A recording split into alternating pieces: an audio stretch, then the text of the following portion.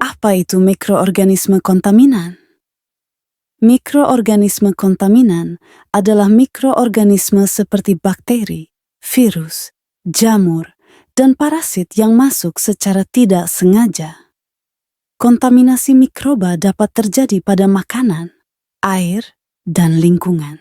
Kontaminasi mikroba adalah masuknya agen mikroba seperti bakteri, virus, bahan kimia, atau parasit secara tidak sengaja. Manusia sering terpapar kontaminan ini setelah masuk ke dalam rantai makanan dan tidak sengaja dikonsumsi. Kontaminan mikroba juga dapat masuk ke dalam tubuh melalui cara lain, seperti selama prosedur pembedahan di rumah sakit atau dokter gigi. Jenis mikroorganisme kontaminan yaitu bakteri, jamur, dan parasit. 1. Bakteri. Bakteri dapat mencemari bahan pangan melalui air tercemar, debu, lalat, atau peralatan, dan tangan yang kotor, dan dapat menyebabkan penyakit bawaan makanan, infeksi, dan pembusukan. Contohnya seperti Escherichia coli, Salmonella, dan Staphylococcus aureus. 2. Jamur. Jamur dapat tumbuh dalam bahan pangan seperti nasi dan dapat menyebabkan pembusukan makanan, alergi, dan produksi toksin. Sebagian jamur dapat menghasilkan mikotoksin yang menyebabkan keracunan. Contohnya seperti Aspergillus, Penicillium, dan Saccharomyces. 3. Parasit. Dapat menginfeksi manusia melalui kontak langsung dengan hewan atau dari konsumsi makanan yang terkontaminasi. Juga dapat menyebabkan penyakit usus, contohnya seperti Giardia lamblia dan Cryptosporidium. Dampak kontaminasi mikroba. 1. Kesehatan manusia yaitu penyakit bawaan makanan, infeksi, dan alergi. 2. Kerusakan produk yaitu pembusukan makanan, perubahan kualitas, dan penurunan umur simpan. 3. Kerugian ekonomi yaitu penarikan produk, kerusakan reputasi, dan biaya pengobatan. Pencegahan kontaminasi. 1. Praktik kebersihan yang baik, yaitu dengan cuci tangan secara teratur, membersihkan dan mendesinfeksi permukaan, serta menjaga kebersihan pribadi. 2. Pengendalian lingkungan, yaitu dengan sanitasi yang baik, pengendalian hama, dan juga ventilasi yang memadai. 3. Proses produksi yang aman, yaitu dengan penerapan HACCP, Hazard Analysis and Critical Control Points, pengendalian suhu dan waktu, serta penyimpanan yang tepat. 4. Pengujian dan pemantauan, yaitu dengan pengujian mikrobiologi secara teratur, serta pemantauan kualitas air dan bahan baku. Penyebab mikroorganisme kontaminan. Mikroorganisme kontaminan dapat masuk dan berkembang biak dalam suatu lingkungan atau bahan karena beberapa faktor penyebab, antara lain. Pertama, kebersihan yang tidak terjaga. Bila kebersihan yang tidak terjaga, mikroorganisme dapat berkembang biak jika suatu lingkungan atau benda tidak dijaga kebersihannya. Permukaan yang terkontaminasi, kotoran atau bahan organik menjadi tempat berkembang biaknya mikroorganisme.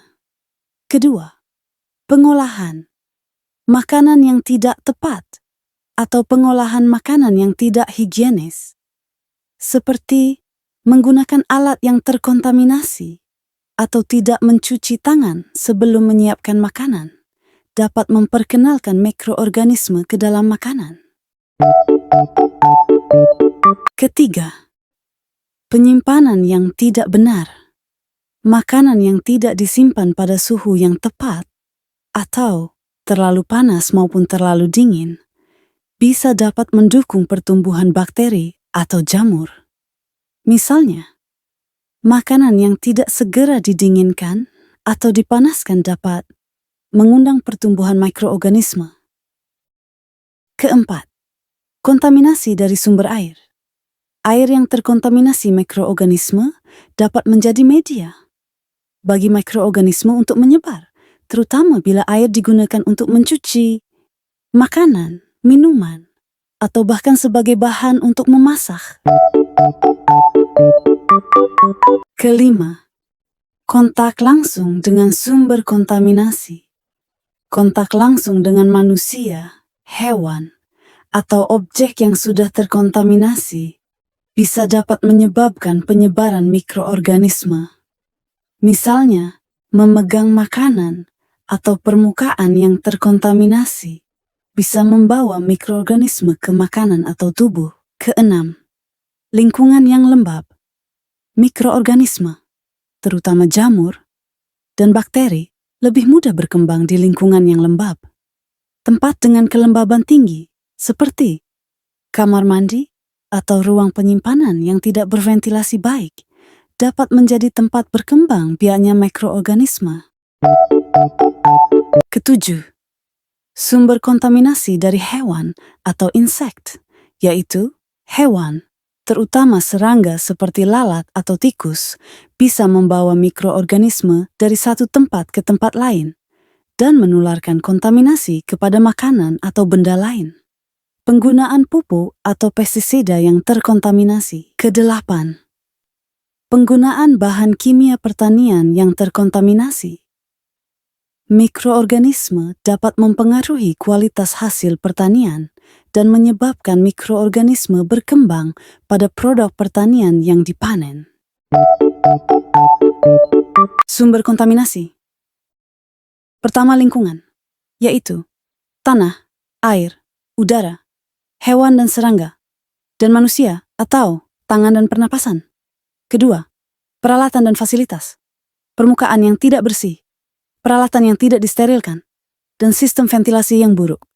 Ketiga, bahan baku, yaitu bahan mentah yang terkontaminasi, serta air yang tidak aman.